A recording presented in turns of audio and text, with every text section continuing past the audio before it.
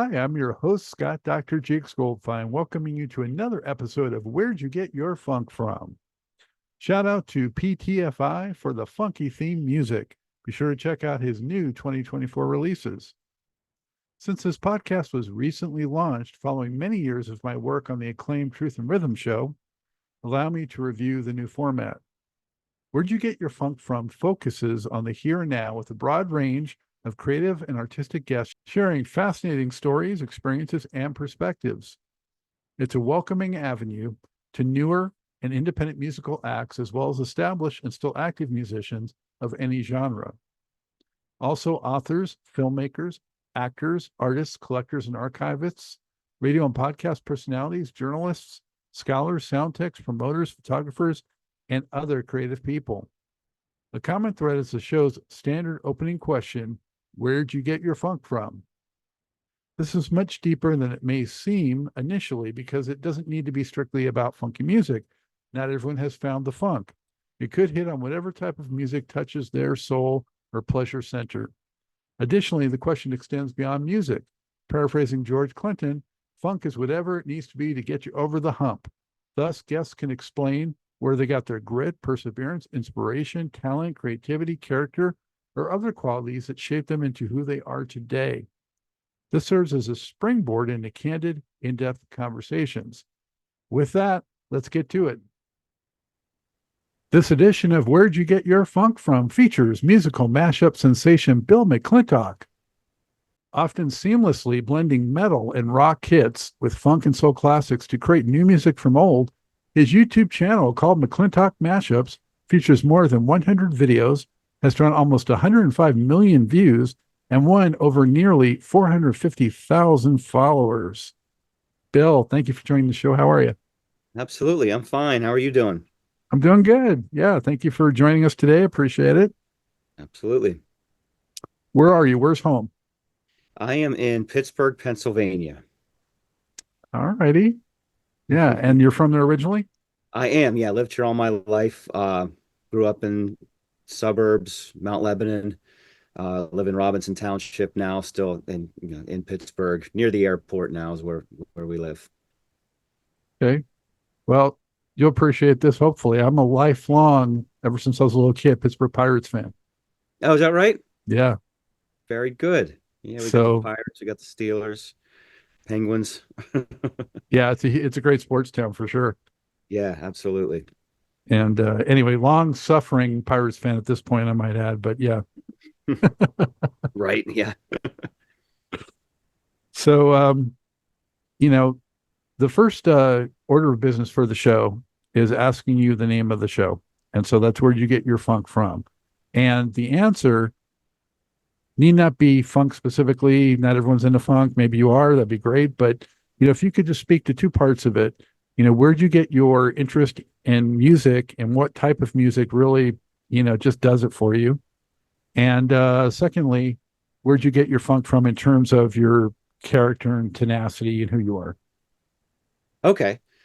All right. So as far as the music side goes, influences, and I always say my dad is probably one of my biggest influences. He's not a musician, but he would always play music on the radio in the car. Certainly, it was always classic rock. We would listen to classic rock a lot, and he would play tapes in the car: Black Sabbath, Deep Purple, Led Zeppelin, The Doors, Pink Floyd, all that stuff. So I got a lot of that classic rock stuff from him, and that's it was really before my time. All this the '70s stuff. I was born in 1980, so but I mean that's still the music that I grew up with. So that's kind of how I came into the rock side of it, at least.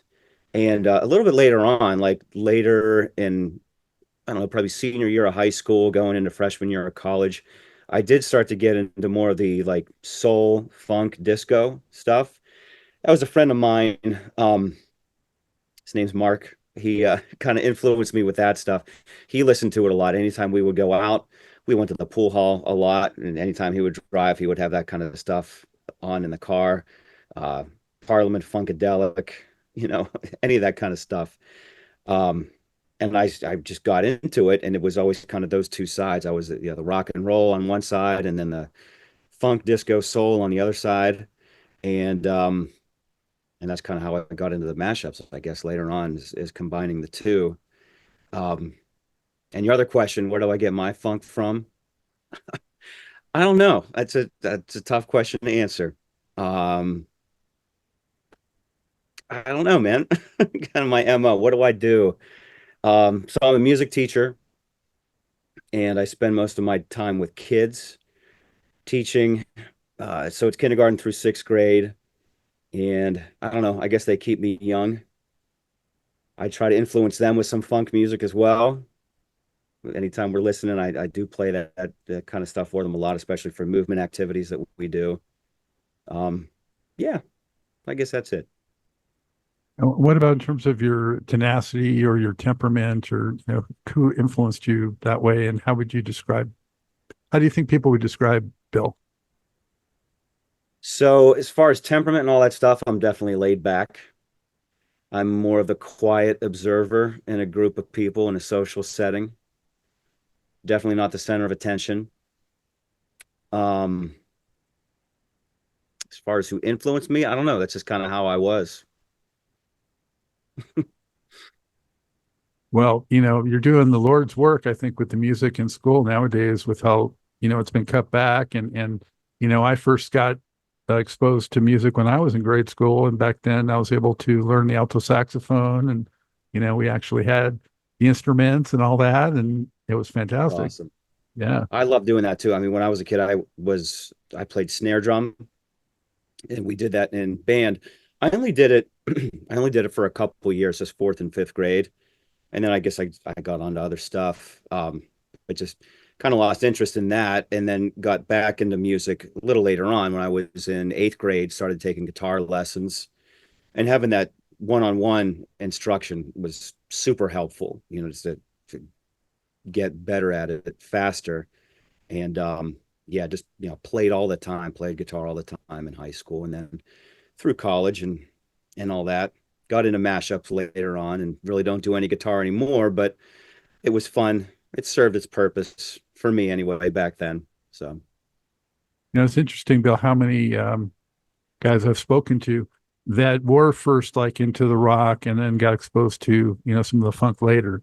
It's like, I don't know why it goes that way, but I was actually a little bit the opposite. I mean, I got exposed early on to, what my parents and sister listened to in terms of like Beatles and stuff like that. But then it was heavy funk, and then I got really into the rock. So, but I think so more often it's your order. Um, so what what was your first mashup? I'm sure you got asked this a bunch of times, but what was your first mashup, and what was your thought process and your goal?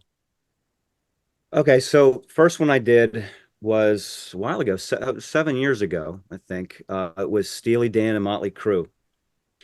So both of those somewhat in the rock world. Of course, Motley Crue is more hard rock. Steely Dan is more the jazz rock thing.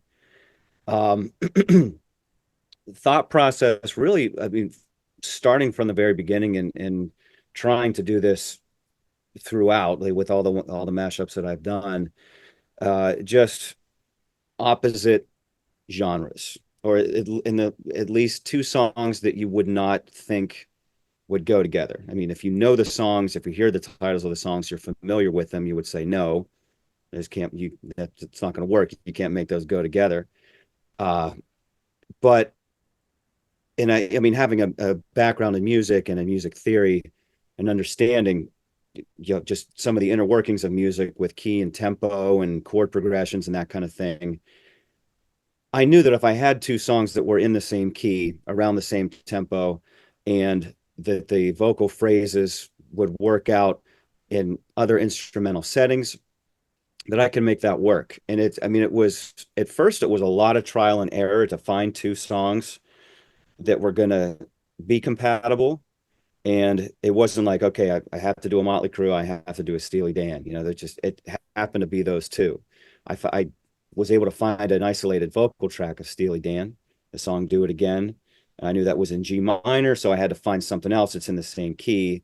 And after trying a bunch of, I don't even remember, like a lot of different songs, I settled on the Motley Crue just because it just, I mean, to me, it sounded like a song. I never wanted them to sound like anything was forced, like the term mashup. You think that, you're kind of forcing them and mashing them together.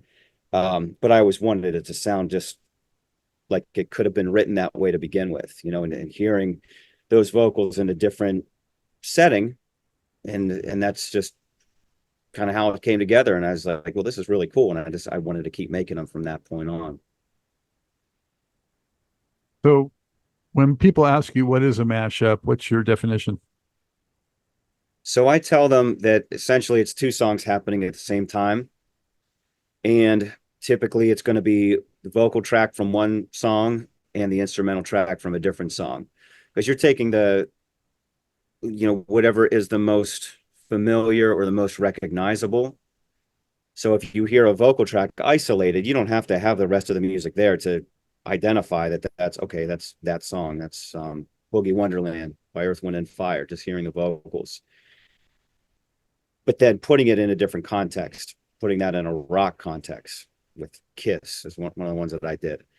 And that's it. And it's, it should be, like I said, it should just sound like a song. It's two songs happening at the same time that should just sound like, hey, that could have been written that way to begin with. Well, at the risk of dating myself, and I will date myself here, back in the 80s, and I don't know if you know this about me, if you researched at all, but I was a long time disc jockey for clubs and mobile work and that kind of thing. So I used to, get the record pool records, the 12 inches, and try to beat mix. And I remember when, first it was mixing the beats, and then they got, keyed into the keys, and actually making them the same key. So you get the beat and the key, and then you sort of create new songs basically in the club, Yeah. mix them together. So it's really, in my mind, I don't know how you feel about it, but kind of evolved from what DJs were doing in clubs. I think so. And that's something that side of it fascinates me, because I have no idea how to do that live. With, I'm not a DJ. I've never DJ'd in my life. It's just making mashups on my computer. So that process fascinates me. And I'd like to learn more about how people do that live. Like how does that work? How do you sync everything up on the fly like that? Like, I don't know how that works. Yeah, so you're using purely digital files all the time, right? Right. Mhm. And does the machine or software tells you what key it's in, or how do you get that information? That's just myself, just as an experienced musician, songs that I'm familiar with and knowing the key, or if I'm at a piano, if I'm not sure and I hear the song, okay, I know where tonic is within that song, and I find that, okay, that's going to be in the key of C, that's going to be in the key of D, whatever it is. Um, and there's also databases that would list that information. I have a karaoke, or I go on a karaoke website that has an advanced search feature where you can search by key or by beats per minute. So if I need something in C sharp minor, around 110 beats per minute, I can find, at least within their database, all the songs that would fit that criteria. So that's typically my first step, just because that saves a lot of time. And songs that I might not think of that fit the criteria that I'm looking for, I'm able to find them just by narrowing down with that search feature. How long does it typically take you to produce one? Once I have an idea and I know that it's going to work and I'm going to go with it, I always estimate around 20 hours. It's probably more than that, because I don't keep track of the time. It's just, I sit and I work for a while, and it's certainly not all at once. It's over a period of weeks, typically. This time of year is hard as a teacher starting back to work, kids coming back. There's like not a moment to spare. And so it's frustrating, because I mean, I have one that I'm doing right now. I'm maybe halfway through it, and I'm at the point where, like, I don't know how I'm going to finish it at this, like, as far as musically, like what I'm actually going to do with it. Um, and then also finding the time and having the energy after I get home to try to finish it as well. Um, but yeah, so it's a good chunk of time that I'll spend it. And some of that time too is just listening to it. I'll listen to the amount that I have so far. And sometimes I feel like it takes 50 listens or more to catch every flaw. And a lot of times I think, okay, like this is it, I'm done. But no, I keep listening, keep going back, finding flaws, trying to correct everything. I'm definitely a perfectionist. I'm even the ones I finish, I'm not 100% satisfied with. I can always find something that like, oh, I wish this was a little bit different, but it's stuff that can't be fixed. It's just musically, this is what it is. You can't go and change every note to make it perfectly fit within the chord progression. So there's some that it might sound just a little bit outside. Um, but yeah, I don't know. Long answer to your question. You bounce it off anyone else before you consider it final, or you just go with your own? Usually not. If anyone, it would be my wife. Sometimes she'll hear one, even if I'm doing it without headphones, and she might hear it. She'll be like, "Oh yeah, I really like that one." And it's funny because we have pretty opposite taste in music. She likes a lot of the new pop stuff, and I'm more stuck back in the 70s and 80s. I mean, she likes some of that stuff too, but so I feel like if she thinks it's really good, then she's like a good barometer for the general public and how it might be received. Sometimes I mean I still I don't know. I might be doing one that I really like and I think it's great and all that stuff, and then it doesn't get as many views as I think it will. Or the opposite, I think like, yeah, this one's okay. It's not my favorite one that I've done, but it's all right. And then it'll get a whole lot of views. So I never know. I never know when that's going to happen. There's just doesn't seem to be any rhyme or reason. At least I can't figure it out. Um, yeah, I mean, some of the ones I really like are like the and I guess it took you a while to decide to release this one, but the Stevie Wonder Uptight with Unchained, and Yes. the James Brown ones, of course, you know. Awesome. Yeah. Yeah. I mean, I like those ones too. Uh, yeah, the one you said that the Stevie Wonder and Van Halen. I was not that keen on it when I first started putting it together. And I think, I mean, it's been a while, it's been a few years, but um, I had to change a note in the Stevie Wonder vocal, and I really didn't want to do that. I mean, his songs are just so perfect, and I didn't want to mess with it. But I mean, I had to change one note to make it fit the chord progression. Otherwise, it just didn't. It clashed, and I just couldn't leave it there. So I was like, okay, I'll just do this, whatever. But then the more I listen to it, I'm like, okay, it's not that big of a deal.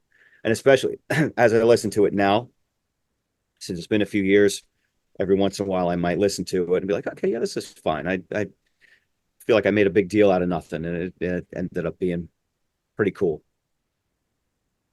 I like the Arethas, and it's interesting seeing, that there's some that you really do a lot of, like, the Ozzies and Black Sabbath and some of those bands that you mentioned from your dad, I guess, you Mhm. know, yeah, you dip into those a lot, Priest and, um, Yeah, yeah. yeah, In fact, the Black Sabbath CD is one of the very first CDs I ever bought back in the early '90s. We sold our soul for rock and roll, which is like a compilation of all the Ozzy era Black Sabbath. And I love that stuff. I mean, that wasn't like anything that I owned certainly at that time, and it was, I don't know, it was dark sounding. It I just love the whole vibe of it. And yeah, so definitely, I mean, Black Sabbath, solo Ozzy as well. It's always been some of my very favorite stuff. So yeah, it comes up a lot in the mashups that I do, yeah, for nothing sure. wrong there. They're one of my favorites too. Cool. So what kind of feedback have you gotten feedback from any of the actual artists? I do every once in a while. I think that if the artist shares it on their social media, I mean that's even if they don't reach out to me directly, which they very rarely do, but um, I mean I consider that high praise because that's their work. And if I mess with it and they're okay with it, in fact, if they like it, and that's, I think that's awesome. So if they're willing to put it out there and say that they, and I'm just trying to think of people who did. Bootsy Collins, he liked the one that I did with James Brown and Judas Priest. And I'll be honest, I didn't even realize that that was Bootsy Collins in James Brown's band at that time. I didn't know that was him. He was I'm like actually, 15 then. yeah, exactly. I didn't know that was him, and until I saw him share it. So I think somebody messaged me and said, "Oh yeah, Bootsy Collins just shared this on Facebook." And I said, "Really?" And then I was like, "Oh, okay, that's him in the band." Like in the video that I used, I didn't realize that that was him, but he really liked it. Um, Nile Rodgers from Chic, he really liked the one that I did with Chic and Iron Maiden. Um, who else? There have been a few. Oh, Geezer Butler from Black Sabbath, bass player. I did a couple with Black Sabbath, one with Black Sabbath and Wham that he shared, and then the one that I did recently with Black Sabbath and Rockwell, that song "Somebody's Watching Me." He liked that one too, and he shared that on his social media. So that's just so cool. I mean, that band is one of my favorites, and for him to think that what I'm doing is cool enough for him to share for all of his fans, I thought that was definitely high praise. That was really cool. That's very cool for sure. I just read his book that came out a year ago or so. That was enjoyable. Oh, nice. Yeah. He wrote a book. Yeah. Finally got a book out. Cool. So what is your, if you know, happen to know, what is your number one most viewed and what is like 1,000,005 or something? Or Number one most viewed is, for a long time, it was the Christmas one that I did, Marilyn Manson and Mariah Carey, which has over 5 million views. I think maybe 5.1, somewhere, something like that. But then within the last year or a few months or so, um, the Slipknot and Spice Girls one passed that up. I think it's around 5.3 million. And I don't know. That was another one of those, like, I don't know if this is even good when I did it. I mean, I liked it and I was like, okay, this is cool. But like, I didn't realize that that would take off the way that it did. I'm not going to say it took off because it was kind of steady over the years. But again, as I'm making it, I didn't think that that would rise to the top of the, what, 120, that I've done. So I never know. I don't know how they're going to be received. But yeah, so that one's got the most. now I mentioned, my background with the DJing and mixing and all that, but you're doing with video, obviously. So it's a different ball game, really, in my mind. So how much does the availability of the video play into what you're going to try to do or not? So the video is definitely, I mean, well, it's the last step. All the audio happens first. And pretty much, I don't know, I'd say 95% of the time, I don't even know what the video is going to look like until after I'm completely done with the audio. There are some times where I'm piecing the audio together still. It's not done, where I want to see just what this video, what it might look like, and then just research a little bit and see which videos are available, whether it's the actual music video or a live performance. I typically do live performance videos only because there's no copyright associated with them.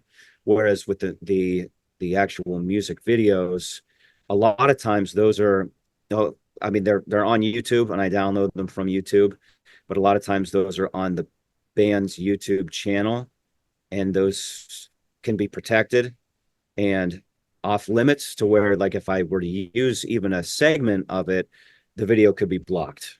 And if the record company or artist really doesn't want it on YouTube, then they can file a complaint with YouTube, and then YouTube has to take it down, and they give you a copyright strike. In fact, the one that I mentioned, the Slipknot and Spice Girls one, it was really hard to get that one on YouTube because of the Slipknot music video. I used that, like, just the video footage. And I really wanted to, because the coloring with that video and the coloring of the Spice Girls wannabe video was like identical. It looked like they could have been the same video shot at the same time on the same set. And I had to be able to use both of those somehow. So it took me several tries of redoing video, because what happens on YouTube with their content ID is it'll tell you specifically the reason why this is going to be blocked is because you used 1 minute and 37 seconds of this video. It'll tell you either it's because of the audio or because of the video.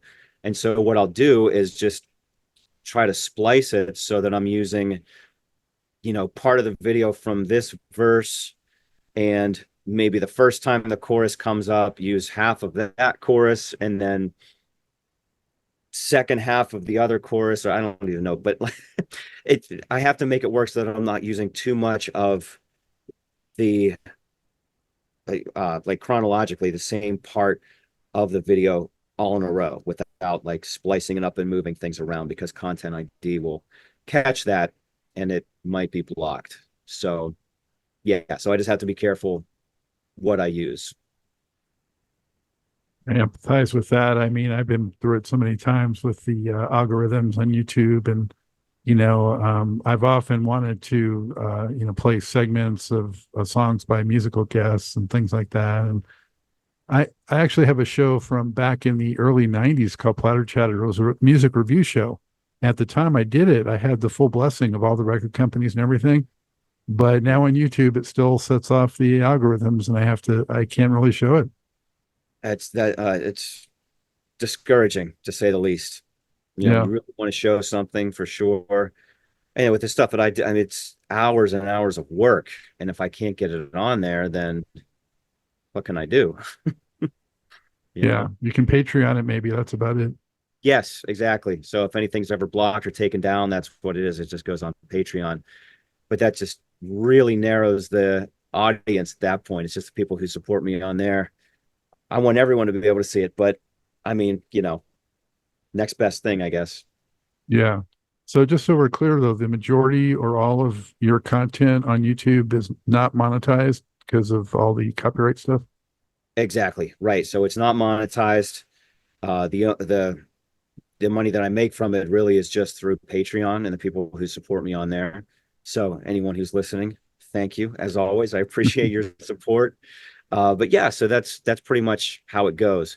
And I hesitated for a long time to start a Patreon, because I never wanted it to feel like this is something that I have to do now, because it was always optional. I can make mashups whenever I wanted to. I'm not under contract or anything like that, so I don't have to put out a certain amount of material and any of that kind of stuff.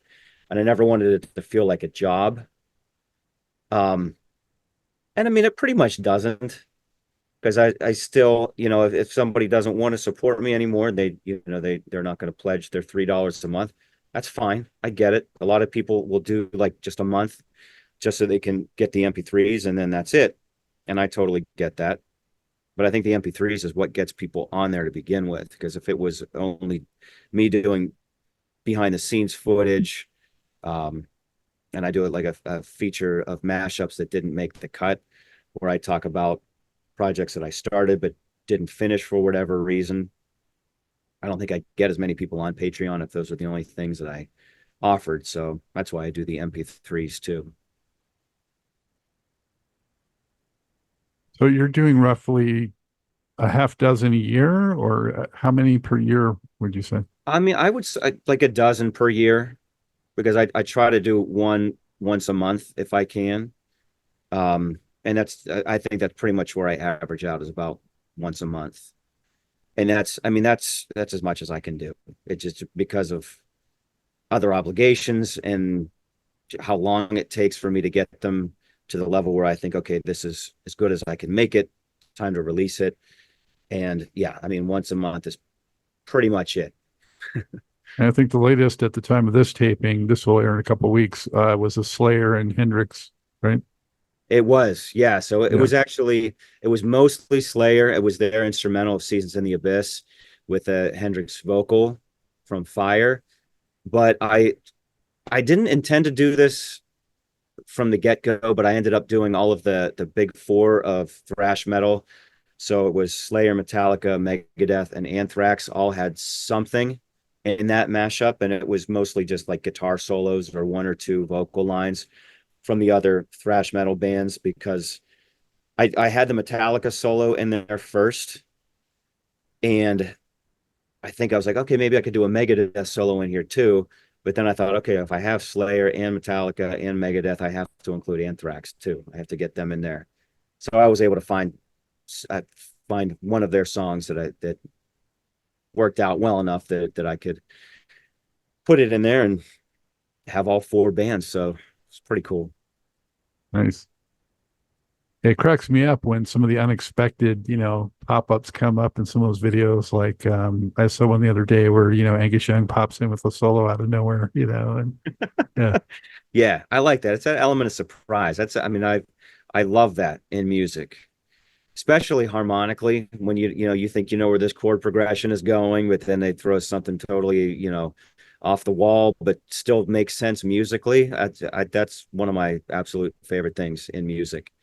But my element of surprise with what I do usually is a surprise solo. You don't know that this metal guitarist is going to make an appearance here, and here he is. It's like an Easter egg or something almost. Yeah, exactly.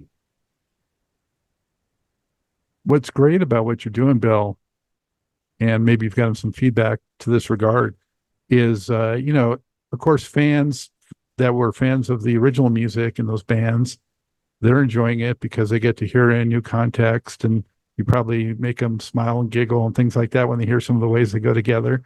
But also younger people who maybe aren't exposed to those groups and those bands, they first get it, possibly first time ever, in that format. And then hopefully it may make them curious and go back and check out the origin.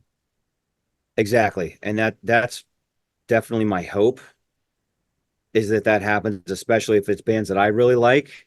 And the one that sticks in my mind is Metallica, and it was another Steely Dan one. Metallica, and this Steely Dan tune was Black Friday. And of course, I already have a lot of metal fans watching my stuff, and I think that I believe I pinned the comment too, because somebody commented on there like, hey, this Steely Dan song is pretty cool. I might have to check out more of their stuff. And I thought that was awesome, because they're my favorite Steely Dan. If I can only pick one band, and I say band, their later stuff was pretty much Walter Becker and Donald Fagen and a whole slew of studio musicians. But I mean, I've always loved their songwriting and just everything. The guitarists that they've had playing over the years are just top notch, and that's just really cool that somebody, and I'm sure that, I mean, the guy commented that, but I'm sure that happens all the time. People are like, oh, this is kind of cool, let's check out more of their stuff. Which, I mean, if you think about it, that's why blocking those kinds of things really doesn't make sense.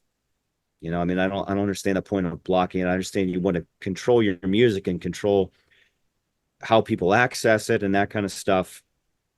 But if you can expose people to your music who are coming from a totally different place, then they might not be exposed to it otherwise. Why would you want to put a stop to that by blocking mashup videos? I don't know. I think it's mostly corporations doing that, not artists, I Yes. believe. Yeah. Yeah. Yeah. Record companies. Yeah, I think so.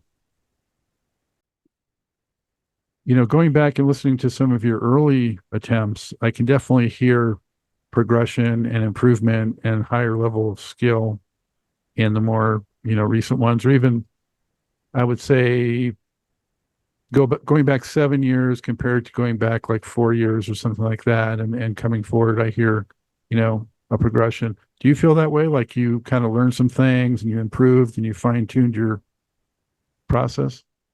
I think so. At least on the production end, I think I've gotten a little bit better at that. And I mean, as far as learning how to actually mix, I'm really self-taught as far as that goes. Um, and I think with things like EQ and figuring out how to EQ sounds so that they sit better within a mix. Um, and I did have a friend of mine, Paul. I used to teach guitar lessons in the same shop as him, but I remember him talking about, I think he called it like subtractive EQ, where instead of boosting certain frequencies, a lot of times it helps if you take away certain frequencies within a sound, to help it sit better in the mix. And I mean, just through my own experimentation and what I think makes sense and what sounds good. Um, it's taken practice, and I'm certainly not an expert at it, but I think I've improved as far as that goes. And even with combinations of songs, I hope that I've gotten better at picking combinations that I don't know, at least that people will get a kick out of, and that it sounds that it's at least interesting and compelling to listen to. I feel like you could take two songs. I mean, if you were to take two songs that are already similar, they have the same chord progression, they're both 90s alternative songs, and put them together, it's like, well, you're not really making anything that sounds new at that point. I think it should, to some extent, sound like it's something fresh and new that you've never heard before, even though you have heard both songs. But that combination should sound like it's something fresh. So, I mean, I think maybe I've gotten a little bit better at that. I mean, I hope so after a few years of doing it. But thank you. I'm glad you've noticed an improvement. And it's so much of a kick to get a chance to hear, like if Jim Morrison had decided he wanted to do some funk, this is close to what it would have probably sounded like. Yes, for the Temptations, I did that. Yeah. Yeah, the Doors and Temptations one. Cool. What are your five? Can you pick five that you're most happy with or your favorites? Yeah, I'm pulling out my phone so I can look because off the top of my head, it's been too long of a day. I'm not gonna be able to think. Uh, so I do have one, like, I don't know if it's my very favorite, but one that I come back to a lot is Black Sabbath and Herb Alpert. Herb Alpert did the song Rise. And so it's that music, and it's War Pigs. It's that vocal from Black Sabbath, along with a Metallica vocal, Master of Puppets, and a guitar solo at the end, like the outro by George Lynch from Dokken. That's just one of my favorite combinations. I really like that. Um, and as I'm going through here, another one that I like a lot, and it's different from a lot of the ones that I've done before, is the Fleetwood Mac and Earth, Wind, and Fire. So it's the September vocal, Earth, Wind, and Fire, and You Make Love and Fun, that instrumental from Fleetwood Mac. And there's no metal in that. Well, actually, no, that's not true. There's a Dimebag Darrell guitar solo from Pantera I threw in there. And I don't know that it really fits. I mean, it fits, but it's just kind of funny. Another one of those out of nowhere things. So I do like that one a lot. Um, I'm going back kind of far as I'm scrolling down here. Another one that I like a lot is the Black Label Society and Temptations. And Black Label Society, that's Zach Wild's band, Zach Ball of Wild. Confusion one? Ozzy. Yes, Yeah. yeah. I mean, just hearing their vocals, the Temptations vocals in that metal setting, it Fits makes you well. realize how powerful Yeah. their vocals were. Especially Dennis Edwards. He was not the original in the original lineup of the Temptations. He was like this, I don't know, second wave maybe, if you want to call it that. Uh, but yeah, that's another one of my favorites. Danzig and the Temptations too. I did actually posted that. I reposted it to um, Facebook a couple days ago because it starts at the first line of the Temptations song. Papa was a Rolling Stone. It was the 3rd of September, so it being September 3rd, I just reposted that. So yeah, I like that one a lot. Let me get two more. Oh, yeah, definitely James Hetfield in the News. So Metallica and Huey Lewis. I like that one a lot. Oh, another one that I come back to and listen to a lot is Three Doors Down and The People's Choice. That's another good funk one. And actually that was a weird one because I I had the vocal for the Three Doors Down, Kryptonite, and that's definitely not something that I would typically listen to, but listening to that vocal by itself and just trying to forget what the rest of the music sounded like, I thought that it could really fit well with a in a funk setting. And so I was on Apple Music going through just any song that would come up on that radio station, on the funk radio station. And I had never heard that song by the People's Choice anymore. Do it any way you want to. That's a yes, exactly. And I think I was actually at the gym when I I kind of put it together in my head. I would sometimes do that just on the treadmill, just walking and get ideas as I'm multitasking, I guess. And I was hesitant because I'm like, if I don't know this song, how many other people are going to know it? And it's like, with it just fits so well that it was, and I feel like the only time that I'm going to use a song that I feel is just, it's not that well known. It has to be the other song that I'm going to use with it has to be very well known.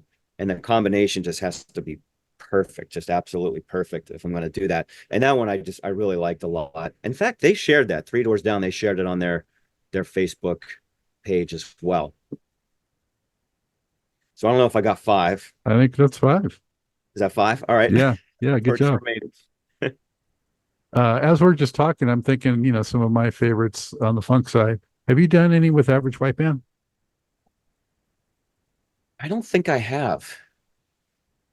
There you I go. didn't I'm pick gonna up the. leave you with that suggestion I got it. Yeah, because I they got have that some really good on my ones. to-do list for Yeah. sure. Do you kind of have a backlog of what you're thinking about doing down the line, or does it just come to you kind of in the flow of doing them? It more just comes. Well, I don't know because I always say like I have a to-do list. It's not an official list. There's just some that I'm like, okay, at some point I have to do these. Um, and sometimes they never happen, and sometimes they take years and eventually do happen.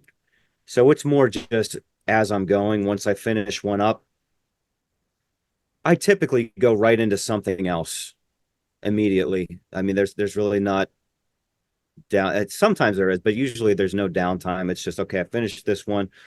Let's at least get an idea. And even if I'm not going to work on it a ton right away, if I could find an idea that okay, this will work, I can make it work, and I could just when I have the time to put into it, actually make it actually piece it together at that point. Um, so yeah, that's typically how it goes, and it's find the combination, get it secured, start putting it together, just as I go, kind of a thing. You get requests from anyone? Oh yeah, a lot. Um, I think maybe one time, maybe more than that, but there's one time I can think of that I honored one. It was only because it was just instantaneous. I knew both songs really well and just kind of heard it in my head, like, yeah, I think this would work. I mean, I was going to check it definitely by actually putting the vocal track on top of the instrumental. Um, but yeah, it was Rock the Casbah by The Clash and Super Freak by Rick James. Somebody requested that was years ago. And that's probably the only one I've ever done that, that was requested. Because sometimes people will request things that just don't, they just couldn't possibly work. Musically, they wouldn't make any sense together. They might suggest things based on the names of bands being similar or the names of songs being similar. And like, how's that going to work? I mean, it has to be the music first. And I mean, I think that's great that people want to suggest things for me to do, you know? Um, but a lot of times they don't really have an idea of what the process is and how it would actually work and how two songs would be compatible with one another. So Well, the Clash and that Rick James, they're from the same era. I want to say maybe just a year apart, like 80 and 81 or something like that. So they're right in there. So, probably right. uh, Yeah. yeah. So they have that relationship in time anyway. Yeah. I wanted to get back to your own personal favorite music, which we talked about a little bit, but I wanted to, you might have to look on your phone again. Yeah. What would you say your top 5 albums of all time? Probably a Steely Dan, right? Of some kind. Yeah. Um, so yeah, we'll start with that with Steely Dan. You know what, it's hard to pick one, but if I had to pick one, I would have to go with Asia. And that's, I feel like a lot of people who are that into Steely Dan would probably, well, I think so. I think a lot of people would pick. I feel like that was just top notch. That album was just perfection from start to finish. Just all the musicians that they had playing on it. Songwriting was perfect. Recording was perfect. There was just everything about it was just amazing. So definitely that one. Van Halen's first album. I like all of the stuff that they did, especially with David Lee Roth. Um, but if I can only pick one of theirs, it would have to be their debut album. Black Sabbath, the probably Black Sabbath 4, their fourth album. If I were to pick one of theirs, I would, yes, for sure. Let me get two more.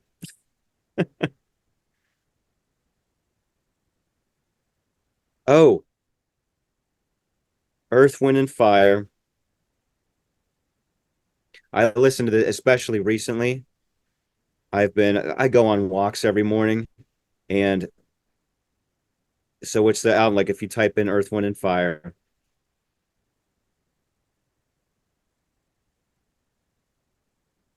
it comes up with an essential album. And the album is I Am. So that has Boogie Wonderland on it. It has In the Stone, which is an awesome song. After the After Love Has Love Is Gone Gone. Yeah. is was awesome. And some other ones that I hadn't heard before I listened through the whole album. Can't Let Go is a great song. I love that one. Let me get a couple more.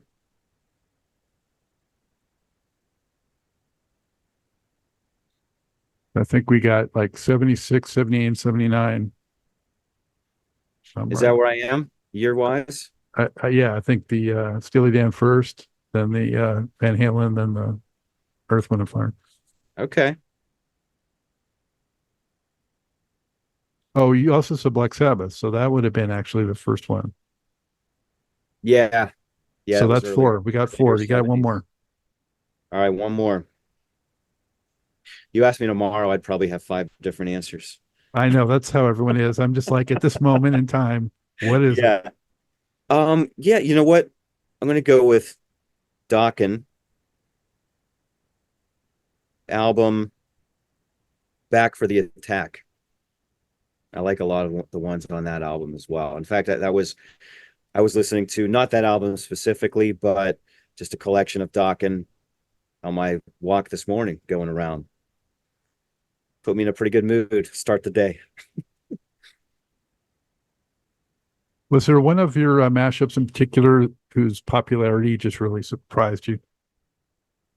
Yeah, it was the one I mentioned earlier was the Christmas one, Marilyn Manson and Mariah Carey. That it did, I mean that out of all of the ones that I did, even though it's not in the number one spot anymore, it took off way faster than any of the other ones that I ever did. It hit 1 million views in 3 days, and I've never had anything. I mean, I have several that are over 1 million, but none that got there nearly as quickly as that one did. And I don't know if I'm like scratching my head at that point, like, what is it with it? Like, why? And I mean, I think it was timing wise, certainly. I mean, it was right before Christmas. I think it was December 8th, if I remember, when I did that one 5 years ago now.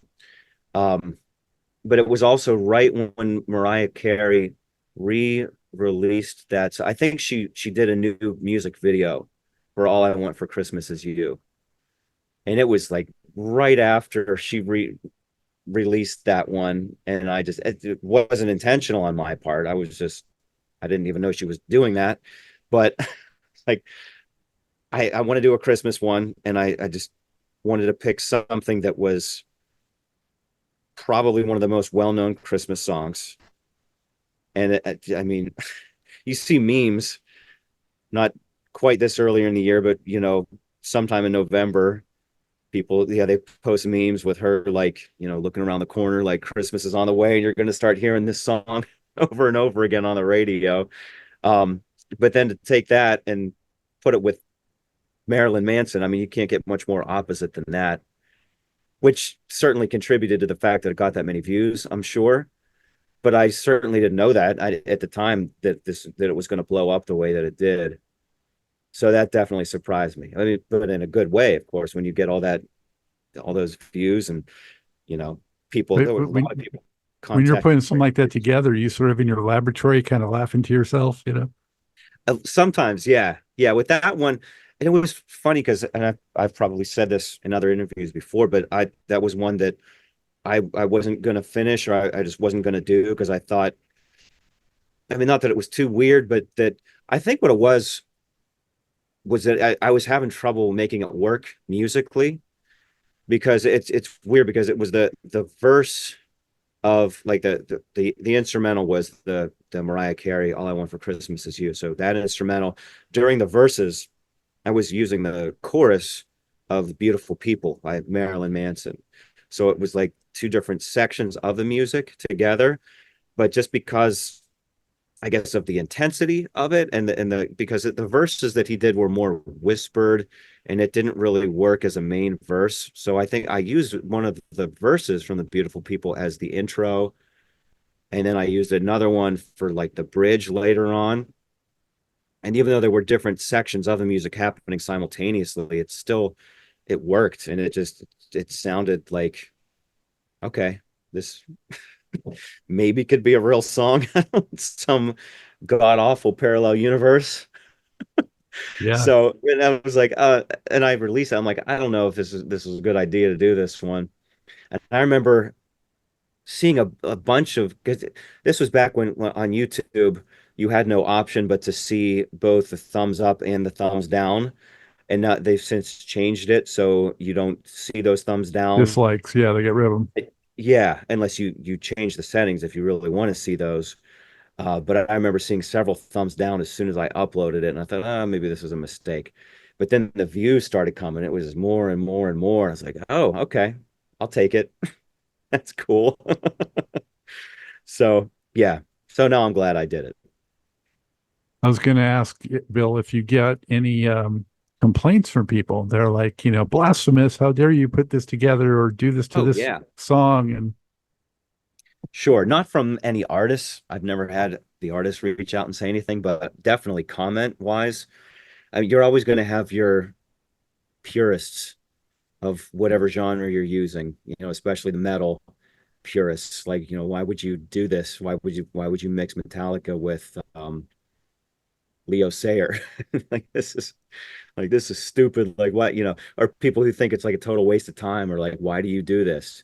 And that's fine, because there's always going to be people like that who just, if they don't appreciate it, which is okay, and there's stuff that I don't appreciate.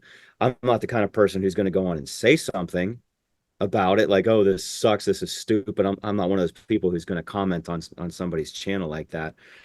But I've learned you don't ever acknowledge those comments, because that's what those people want you to do. They want, it's like negative attention. It's like my second graders in school who sit there and act up for negative attention. I had a kid doing that today. He's stomping his feet, all this stuff, because he wanted to be somewhere else. He didn't want to be in my class, so he's doing whatever he can to get this negative attention and to try to get me to get him out of there. And it's like it's the same thing. I mean, adults do it too. They yeah, there's I mean they're trolls, they'll do whatever they can to try to get under your skin, but nah, you have to ignore that. Mhm. What would be your advice, Bill? And perhaps you've given this advice before to those that maybe want to experiment with doing their own mashups and that kind of thing. Well, you really have to have some kind of musical background to be able to do it. Uh, that's the way that I started. Like I mentioned, played guitar from a young age, from about eighth grade on, and studied music and all that stuff. I didn't know I was ever going to do mashups. I had no idea, but I had that musical background, so I was just able to do it at that point, just because I had the understanding and I had the desire to do it. That's the other thing, because it's like anything. It's a skill that at first you don't know what the heck you're doing, and it just takes a lot of trial and error, a lot of experimenting. So if there's somebody who wants to do it, I mean, certainly if you don't already know, I mean, you want to be able to play an instrument first of all, because you're going to learn all about music by doing that. I mean, you can't really just pick up a music theory book and read about this and that and really have that deep of an understanding. It has to be something that you you experience through your own music making, or your own imitation of what you hear, and that just develops your understanding that way. Um, but then definitely listen. If this it's something that you want to do, listen to other mashups that have been done. Find ones that you like, and figure out the reasons why you like them.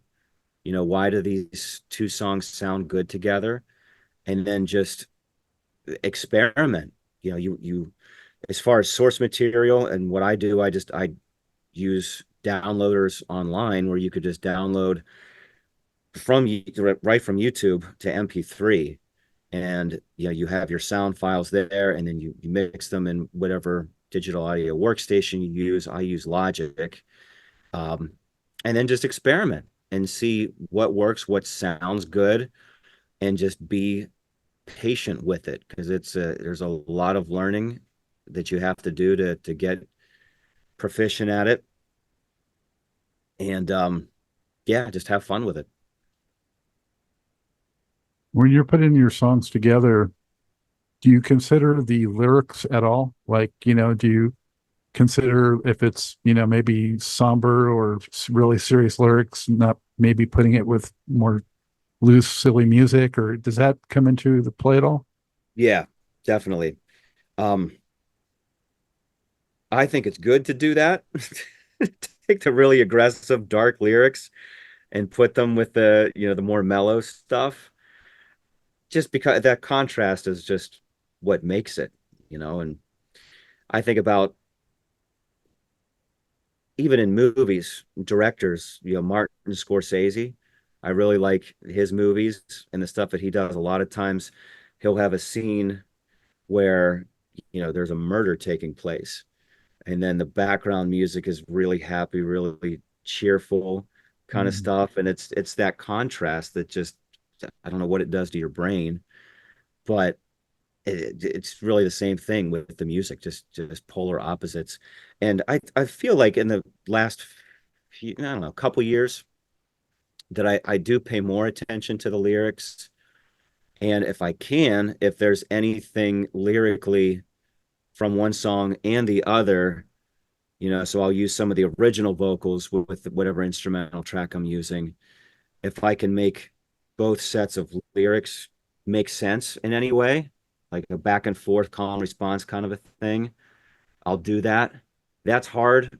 You have to get lucky enough to find two songs where you could do that, because the lyrics are never the first thing. It's always the music itself. It's the key and it's the beats per minute. And is it musically, are the two songs musically compatible?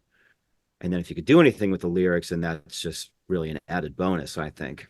So yeah, more so. It used to be not at all. I would just whatever the lyrics were, they just were what they were. And but I try to consider that a little bit more now. Mhm. Very good. So how can folks best keep up with what you're doing? Why don't you, if you have some, obviously your Bill McClintock channel on YouTube, but also you want to give the Patreon information where, Sure. Yeah. So the best way, definitely, I mean, it's on YouTube. Everything is linked on there too. Like if you go to my YouTube channel, you can see, um, like I have a link tree on there.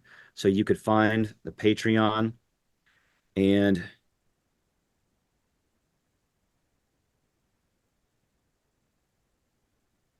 so my Patreon is also just called McClintock Mashups. So you could find me on there if you're interested in getting all the MP3s um, in one spot. If you're interested in the behind the scenes stuff, you can certainly feel free to check that out. And then just on Facebook, also McClintock Mashups. I have all of the mashups together there.